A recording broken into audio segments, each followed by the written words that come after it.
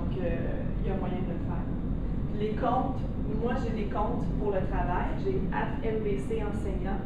Donc, si vous voulez suivre, il y a quelqu'un qui travaille pour moi à l'extérieur, qui cherche de l'information d'actualité au niveau de l'éducation, puis qui suit déjà plein de gens. Donc, ça peut être plus facile de retrouver de la bonne information, si on veut, en suivant quelqu'un qui est connu et qui est fiable. Parce que cette personne-là fait déjà un travail, si on veut, elle regarde ce qui se passe et elle va retweeter, donc répéter de l'information qui est pertinente. Et en anglais aussi, si vous voulez suivre dans les deux langues, parce que ça peut être aussi intéressant de le faire dans les deux langues. Donc ça, c'est des listes de hashtags que moi, c'est pas Canette, j'ai oublié de le changer, c'est CDNED. Facebook aussi peut être un bon outil, mais c'est moins instantané. Il y a quand même des comptes, on a des pages, on a créé des pages sur Facebook pour le Musée virtuel du Canada, le Centre des enseignants. Donc, les enseignants, ils veulent interagir. Je ne sais pas pour vous autres, là, mais c'est vraiment ça. Moi, quand j'étais là, quand j'étais en éducation, je me suis fait dire, ma petite fille, tu travailleras, moi j'ai préparé les cours. C'est pas une bonne façon de voir les choses. Partager et demander. Le pire qui peut vous arriver, c'est que personne ne vous répond. Répétez votre question. OK? On ne garde pas juste non. OK?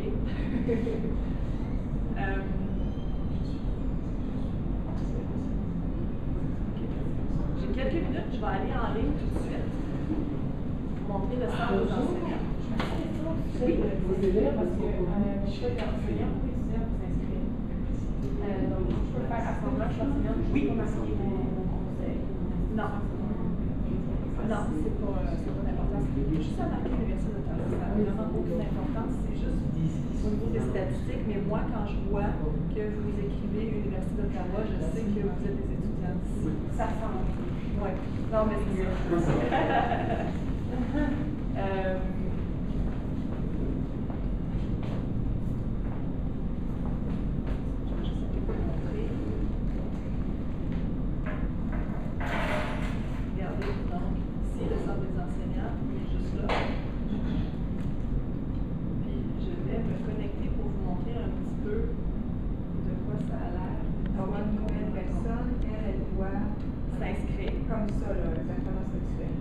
Ben non, ça c'est quand tu as déjà un compte. Et tu vas insérer nouveau. Oui, tu cliques sur insérer en bas. Oui, tu avais le choix entre connexion ou inscrire. OK. Donc moi j'ai cliqué sur connexion. Et puis, il y a moyen aussi, quand on a déjà un compte, de s'ouvrir un compte étudiant. Et si on est curieux des fois pour voir qu'est-ce que les étudiants vont voir de notre classe virtuelle, par exemple, ça peut être intéressant. Moi j'en avais créé un. Et puis, c'est ça. Donc, ça ressemble un peu à la même chose, surtout la partie qui est ici. Donc, vous avez des objets d'apprentissage, des leçons qui ont été créées ici. Et si on va dans la page Mon contenu, ça ici, ce sont les contenus que moi, j'ai apposé des signets sur ces contenus-là. Et là, si je veux les présenter en salle de classe, c'est facile, ils s'ouvrent tout de suite. Là, c'est probablement que tu n'as pas le logiciel qu'il faut pour montrer la vidéo, mais c'était une petite vidéo ici. Puis je peux même revenir en arrière et voir la collection comme telle. Et retourner dans les objets pour voir à quoi ça ressemble. Donc celui-là, c'est un qui a été créé par le Musée royal de l'Ontario.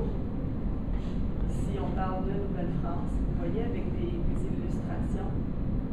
Ça, d'habitude, c'est des choses qui sont un peu plus difficiles à trouver quand on veut enseigner. Moi, je pense. Des fois, sur Internet, trouver des illustrations historiques, des choses comme ça, ça peut être un peu complexe. Avec la source, c'est le problème. Exactement. Et puis là, regarde, copyright est là. Tu dois réserver au Musée royal de l'Ontario. On a le nom de l'artiste, puis à peu près la date où l'illustration a été créée et un petit peu plus d'informations sur le fichier comme tel. Comme je vous ai ai dit, des fois c'est des vidéos, des animations flash.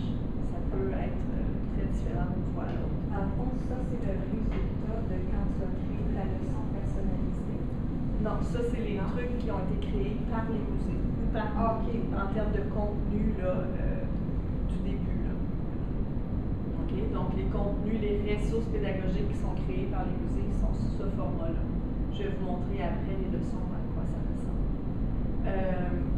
Si je faisais une recherche, mettons, je veux avoir d'autres choses. Supposons, on l'a vu tantôt, l'article, moi, ça m'intéresse. Je fais une recherche, article. Et là, j'ai toutes les ressources qui ont le mot article dedans. C'est beaucoup. Encore une fois, ça, c'est un petit truc là, que j'aimerais changer dans la prochaine version. Parce qu'on ne peut pas aller faire une recherche avancée, puis dire, ben, je veux l'article, mais je veux aussi quelque chose qui traite de changement climatique et ainsi de suite. Donc, ça serait bien de pouvoir avoir ça éventuellement. Donc, on a un autre exemple ici sur les explorateurs au Canada. Puis ici, on parle plus des explorateurs qui sont un peu moins connus, Captain Cook, Captain Vancouver, et ainsi de suite. Si je fais, je peux aller, comme je t'ai montré tantôt, par thème. Je m'en vais dans sciences, histoire des sciences, par exemple. Parce que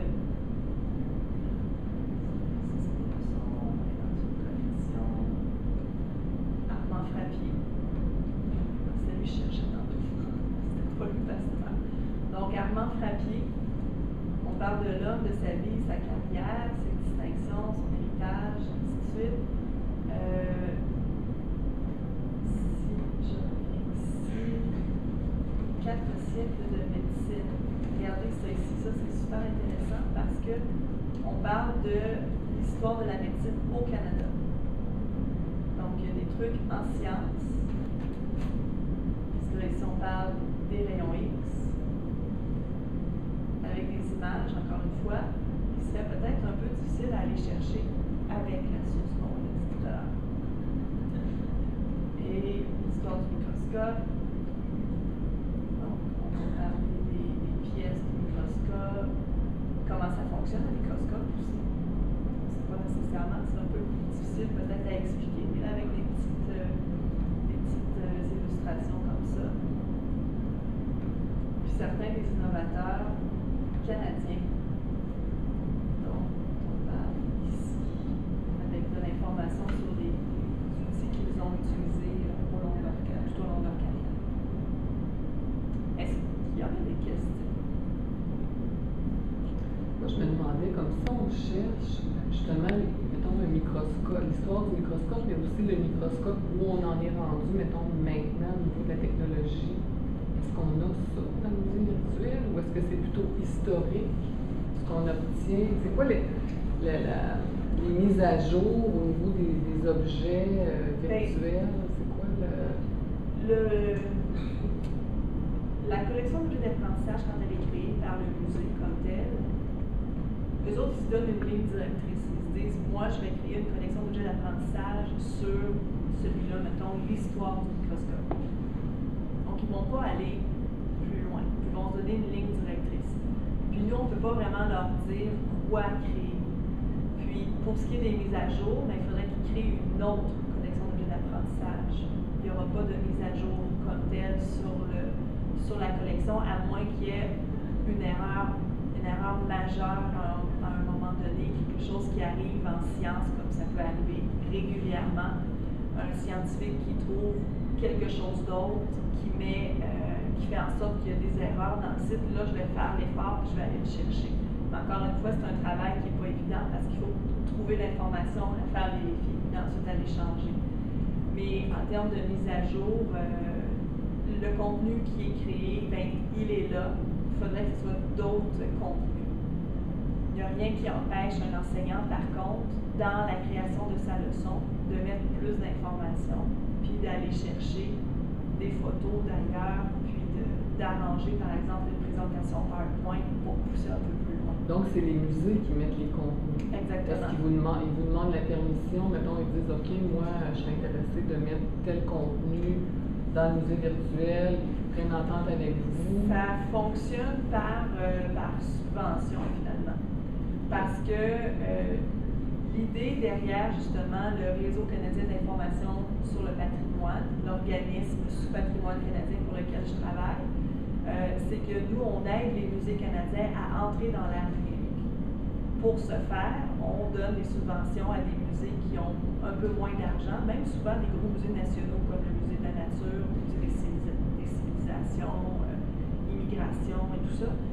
On leur donne des subventions. Donc, il faut qu'ils fassent des propositions d'exposition virtuelle. Et là, il y a un comité qui évalue les propositions à chaque année et qui décide qui va avoir les subventions cette année. Dans le cadre de cette subvention-là, ils doivent toujours créer au moins une collection d'objets d'apprentissage en lien avec l'exposition virtuelle. Donc, oui, on a un mot à dire sur le contenu, d'une certaine façon, parce qu'on choisit un peu aussi en fonction des trous dans notre contenu, tant dans le musée virtuel que dans le centre des enseignants. Mais en même temps, il faut aller au mérite, un peu comme quand on fait des subventions de façon comme académique. Donc, des nouvelles collections, vous pouvez en recevoir quoi? Des cours par année, admettons, pour plus à quelle vitesse ils se mettent à travailler.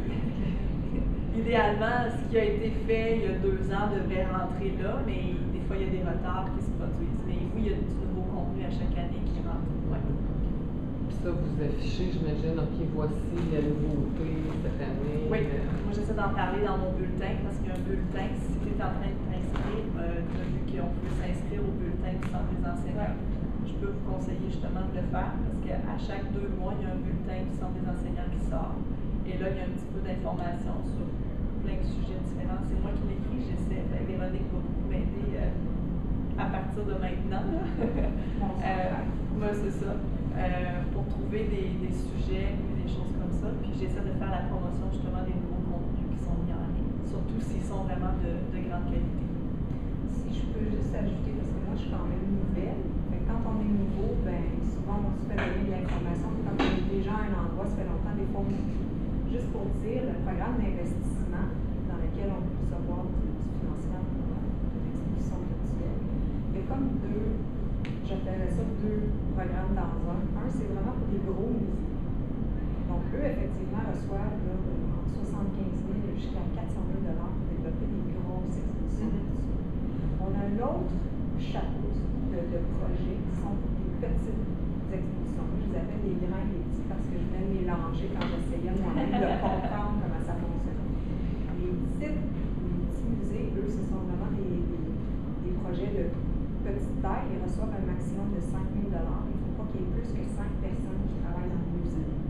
Donc, on voit que c'est vraiment des plus petits projets. Donc, dans ces plus petits-là, je présume effectivement que eux, les exigences pour créer des choses, c'est beaucoup, vraiment minime. Ça s'appelle les histoires de chez nous. Si vous allez dans les expositions virtuelles, vous allez choisir le type d'exposition. Vous avez les expositions virtuelles, les histoires de chez nous. Les histoires de chez nous, comme Véronique l'a mentionné, ce sont de petites expositions. Eux, ils reçoivent un CD qui est un logiciel qui permet juste de faire de l'importation d'informations. On télécharge de l'information dedans, mais le gabarit est déjà tout fait. Et toutes les expositions, peu importe celles qu'on regarde, vont avoir le même format.